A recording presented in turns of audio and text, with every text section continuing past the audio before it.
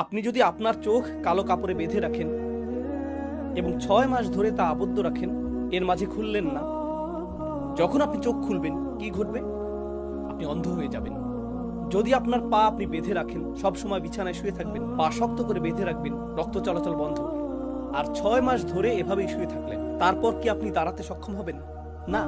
আল্লাহ একটি ফিতরা সৃষ্টি করেছেন। আল্লাহ পৃথিবীতে আপনাকে একটি সামর্থ্য দিয়েছেন। আল্লাহ আপনাকে একটি সামর্থ্য দিয়েছেন। আল্লাহ আমাকে একটি সামর্থ্য দিয়েছেন। যদি আমরা সেই সামর্থ্য ব্যবহার করতে অস্বীকার করি, যদি আমরা তা ব্যবহার করতে অস্বীকার করি, আপনি তা হারিয়ে ফেলবেন।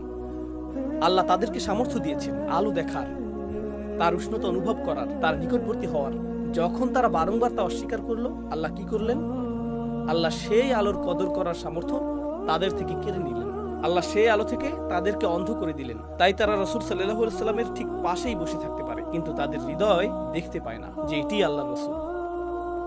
তারা স্বয়ং রাসূলুল্লাহ সাল্লাল্লাহু আলাইহি সাল্লামের কণ্ঠে কুরআন শুনতে পারে, সাল্লাল্লাহু আলাইহি ওয়াসাল্লাম, আর তা তাদেরকে মোটেও প্রভাবিত করে না, কারণ এখন তারা সম্পূর্ণ অন্ধ। তারা বারংবার নিজেদেরকে তা থেকে বঞ্চিত করেছে।